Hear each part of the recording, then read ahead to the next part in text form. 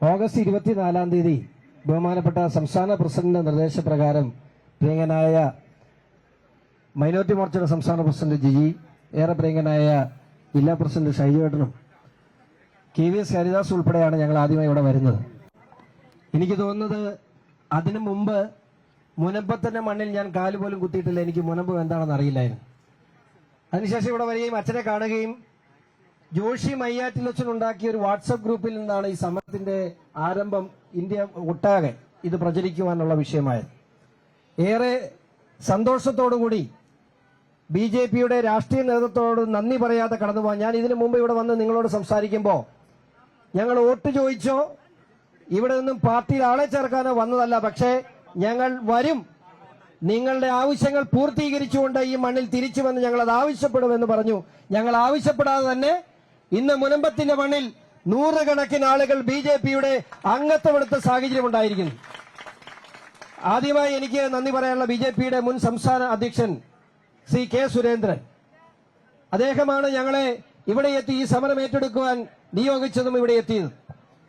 ഈ വിഷയം ഇന്ന് ഇവിടെ നിങ്ങളുള്ള മാധ്യമങ്ങൾ ആരും വന്ന് തിരിഞ്ഞു നോക്കുന്ന ഒരു സാഹചര്യം ഒരു കാലത്തില്ലായിരുന്നു.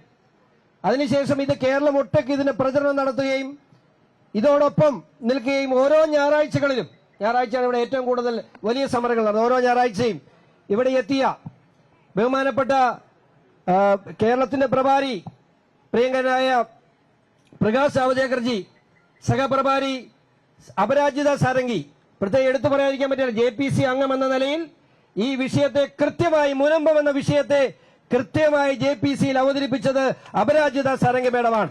JPC ചെയർമാൻ ഉൾപ്പെടെ കൃത്യമായി ഈ കാര്യത്തെ ബോധ്യപ്പെടുത്തി കൊടുക്കാൻ കഴിഞ്ഞു.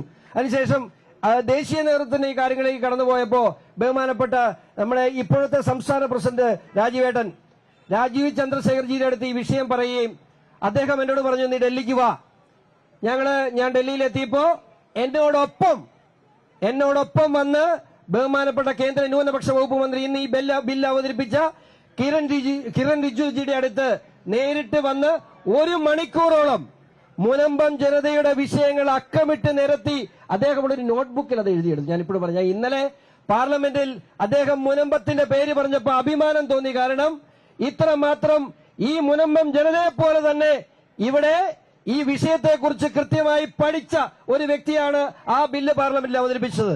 ബഹുമാനപ്പെട്ട കിരൺ റിജിജുജിയുടെ അടുത്ത് ഈ വിഷയങ്ങൾ അവതരിപ്പിക്കുവാനും ഏറ്റവും പ്രധാനപ്പെട്ട പ്രധാനമന്ത്രി കഴിഞ്ഞ ആഴ്ച അരമണിക്കൂറോളം ബഹുമാനപ്പെട്ട പ്രധാനമന്ത്രിയുടെ അടുത്ത് ഈ വിഷയം വളരെ വിശദമായി സംസാരിക്കുവാനും അതോടൊപ്പം ബഹുമാനപ്പെട്ട ഇന്ത്യയുടെ ആഭ്യന്തര വകുപ്പ് മന്ത്രി അമിത്ഷാജിയുടെ അടുത്തും ബഹുമാനപ്പെട്ട നിർമ്മല സീതാരാമൻജിയുടെ അടുത്തുമൊക്കെ മുനമ്പത്തെ സംബന്ധിച്ച് അക്കമിട്ട് നിരത്തി ഈ കാര്യങ്ങൾ കേന്ദ്ര നേതൃത്വത്തിന്റെ പരിഗണനയിലെത്തിക്കാൻ അഹോരാത്രം പണിയെടുത്ത് ആ പണി പൂർത്തീകരിച്ച് ഇവിടെ എത്തിയ ബഹുമാനപ്പെട്ട ഭാരതീയ ജനതാ പാർട്ടിയുടെ സംസ്ഥാന പ്രസിഡന്റ് രാജീവ് ചന്ദ്രശേഖരോടുള്ള നന്ദി കടപ്പാട് അറിയിക്കുകയാണ്.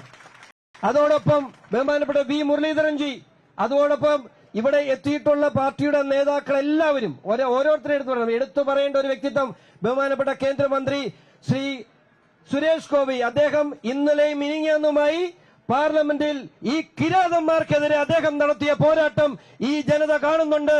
അങ്ങയുടെ പോരാട്ടം എല്ലാ കാലത്തും ഈ നാട്ടിൽ സ്മരിക്കപ്പെടുമെന്നുള്ള കാര്യത്തിൽ സംശയമില്ല. ഇന്നലെ രാജ്യസഭയിൽ ബഹുമാനപ്പെട്ട ന്യൂനപക്ഷ വകുപ്പിന്റെ സഹമന്ത്രി കൂടിയായ ശ്രീ ജോർജ് കുര്യൻ അദ്ദേഹം നടത്തിയ വലിയ പോരാട്ടം ഇന്നലെ ഏറെക്കുറെ 30 മിനിറ്റോളം ഇന്ത്യയുടെ രാജ്യസഭയിൽ അദ്ദേഹം നടത്തിയ പോരാട്ടം നിങ്ങൾ കണ്ടിട്ടുണ്ടാകും. അദ്ദേഹത്തിന് ഏറെ ആദരവോടുകൂടി സ്മരിക്കുകയാണ്.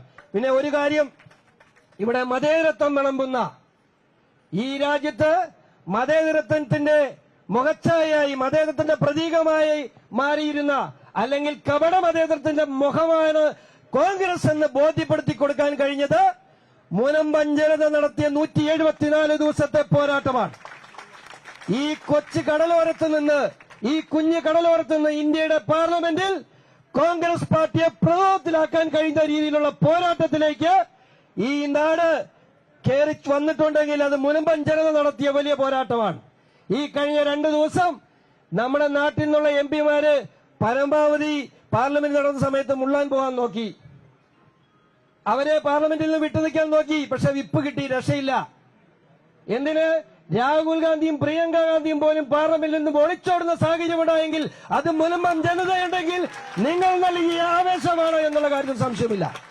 ഈ രാജ്യത്ത് ഒരു നിയമനിർമ്മാണം നടത്താൻ ഒരു കൊച്ചു കടലോരം നരേന്ദ്രമോദിക്ക് പിന്തുണ കൊടുത്തിട്ടുണ്ടെങ്കിൽ നിങ്ങൾ ഒന്ന് മനസ്സിലാക്കുക, നിങ്ങളോട് ഈ പാർട്ടിയും ഈ രാജ്യവും കടപ്പെട്ടിരിക്കുന്നു എന്നുള്ള കാര്യത്തിൽ ഒരു സംശയം വേണ്ട. ഇനി വി ഡി സതീശനെ കുറിച്ച് 10 മിനിറ്റ് കൊണ്ട് ഈ വിഷയത്തിൽ പരിഹാരം ഉണ്ടാക്കാമെന്ന് പറഞ്ഞു പോയ വി ഡി സതീശ, നിങ്ങളോട് ഞങ്ങൾ ഇനി ആവശ്യപ്പെടുന്നു, ഞങ്ങളുടെ ജോലി ഞങ്ങൾ തീർത്തു കഴിഞ്ഞു. വഖഫ് ഭേദഗതി ബില്ല് നിയമമായിരിക്കുന്നു. അത് ഇന്ത്യയുടെ രാഷ്ട്രപതി ഒപ്പിടുമ്പോ അത് നിയമമായി പ്രാബല്യത്തിൽ വരും. ഗസറ്റ് പബ്ലിക്കേഷൻ ദിവസങ്ങൾക്കുള്ളിൽ വരും. ആ ഗസറ്റ് പബ്ലിക്കേഷൻ എടുത്തുവെച്ച് കേരളത്തിന്റെ റവന്യൂ മന്ത്രി ആ റവന്യൂ സെക്രട്ടറിയെ വിളിച്ച് ഇവിടുത്തെ തഹസിൽദാരെയും കളക്ടറെയും വില്ലേജ് ഓഫീസറെയും വിളിച്ചിരുത്തി 10 മിനിറ്റ് കൊണ്ട് ഈ പാവപ്പെട്ടവരുടെ റവന്യൂ അവകാശങ്ങൾ ഇനി തിരിച്ചു കൊടുക്കാൻ കഴിയും. ആ 10 മിനിറ്റ് നിങ്ങൾ പാലിച്ചില്ല എങ്കിൽ അത് ചോദിക്കാൻ ഇവിടെ ഭാരതീയ ജനതാ പാർട്ടിയുണ്ട് എന്ന് മാത്രം ഓർപ്പിച്ചുകൊണ്ട് ഈ മുഴുവൻ ജനതയ്ക്കുള്ള വലിയ ഐക്യദാർഢ്യം പ്രഖ്യാപിച്ചുകൊണ്ട് നിർത്തട്ടെ. നന്ദി, നമസ്കാരം.